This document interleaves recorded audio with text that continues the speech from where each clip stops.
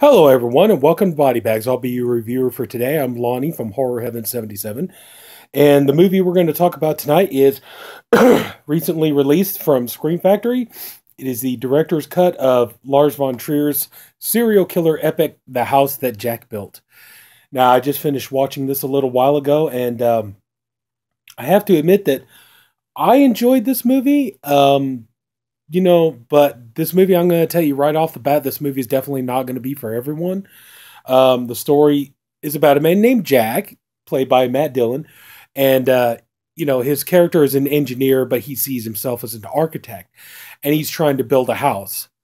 But the problem is he's having trouble building this house. He's trying to figure out what materials are right, what would be the proper way to build his house, because he's too busy trying to create his epic artistic masterpiece, which is being a serial killer. So, now that's the thing. A lot of people are going to like this movie. A lot of people are not going to like this movie. But the thing about it is that this is one of those kind of stories where,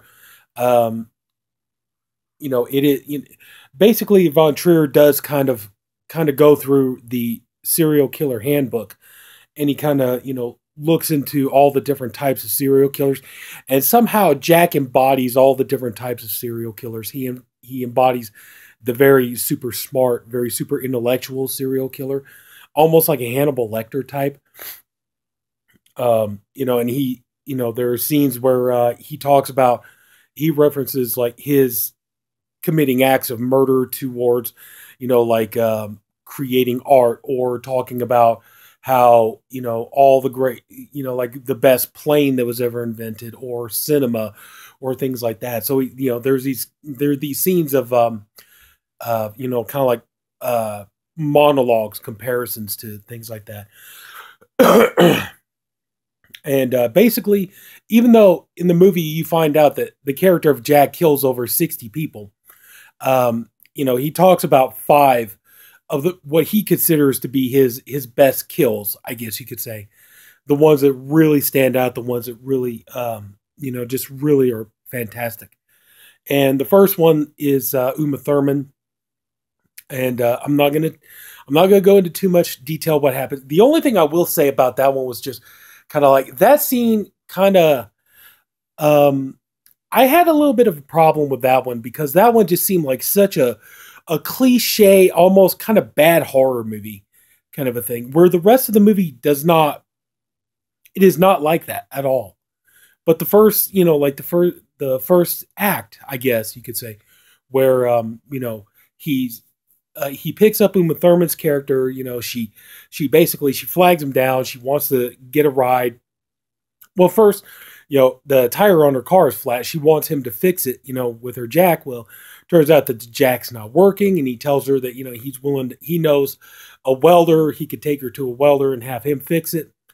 And so it's like, they're driving, and it's just her dialogue is some of the most it's kind of, I guess, cringy, I guess you could say, but it just seems like so kind of B horror movie-ish, and it just doesn't really fit the tone of the rest of the movie, because she's like, oh, you could be a serial killer, and this is where you could kill me, and this is how you could, you could bury my body and nobody ever, know, and all this other kind of stuff. I'm sorry. Then she turns around and she starts into, no, you couldn't possibly be a serial killer. You ain't got the guts. You're not man enough. And you know what I mean? So it kind of goes into that territory. So sorry, my throat's dry. I'm really sorry about this. But so anyway, so there's that one. Then there's 4 other scenes.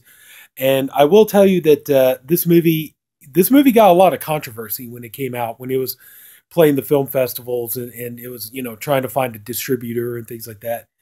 And a lot of that had to do with, there's subject matter in this movie that you're not going to like. And this movie, I could see why a lot of people are going to be very offended by this. There's a scene of animal violence. So if, you hate, if you hate violence towards animals, there's a scene in here you're really not going to like. If you hate, scenes of children being murdered, violence towards children, yeah, you're not going to like this either.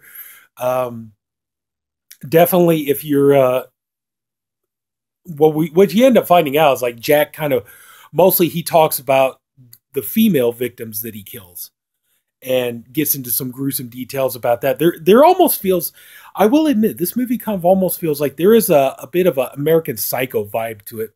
As a matter of fact, there's a scene you can see right there where he's wearing a suit, but you could tell he's got kind of like a raincoat over it, similar like what Patrick Bateman did in American Psycho. So he does something similar. And the movie does have a very similar vibe to American Psycho.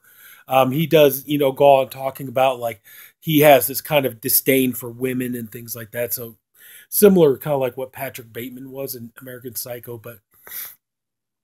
And the women in the movie, that's like another thing I'm going to tell you right here now is if you're strong, hardcore feminist, you're not going to like this movie. If you're, SJW, you're not going to like this movie because, in this movie, the female characters are kind of painted as not particularly the most intelligent,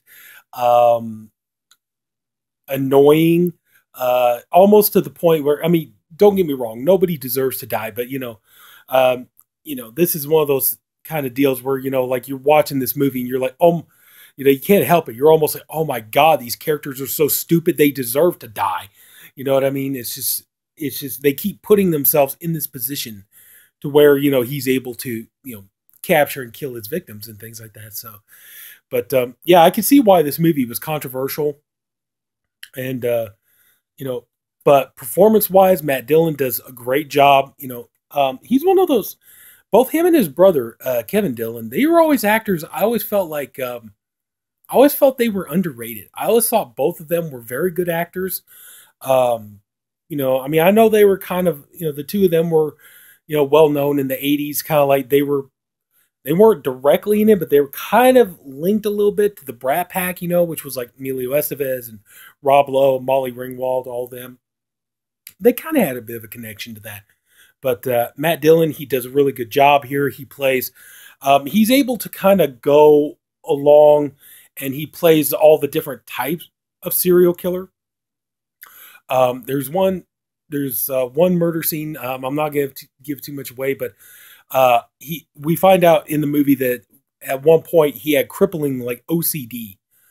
And so he commits a murder and then he's trying to flee the scene.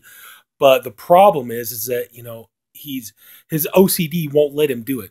He keeps thinking that he's missed something. He keeps thinking that like he gets out into his van and he starts the van up and then he starts thinking there's blood underneath the carpet. I need to go, some blood seeped underneath the carpet. I need to go in there and clean up the blood. So he goes in there, he checks the carpet, he wipes the floor down, goes back out, he remembers that, like there was a picture frame that was, like askew and he just barely moved it, so it looked straight. Then he gets back out into the van. He starts the van up, tries to start the van up again. Then he's like, then he thinks there's blood on the wall behind the picture. I mean, it's ridiculous, but this is what he thinks. And he keeps so he keeps stopping and going back and forth, to do that.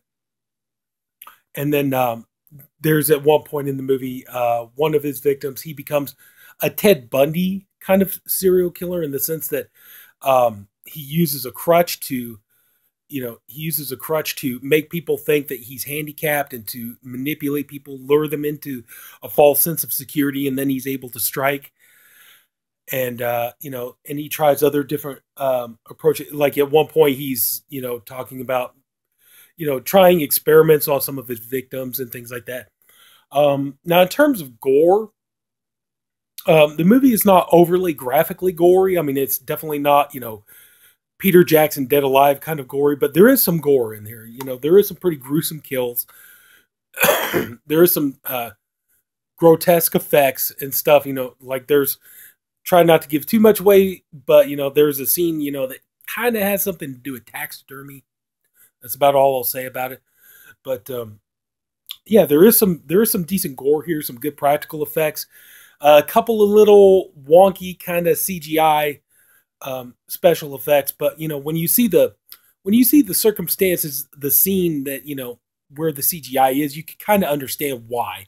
Even if the CGI doesn't look 100% authentic, you can kind of understand why they use CGI instead of practical effects. But overall, like, I'm going to be honest with you, like, this movie is definitely not going to be for everybody. I personally thought it was a good movie, but you really got to, this is one of those kind of movies, it's meant to be an investment. It's not just meant to be a fleeting 90 minutes and, you go in, you know, you absorb the media and then you get out.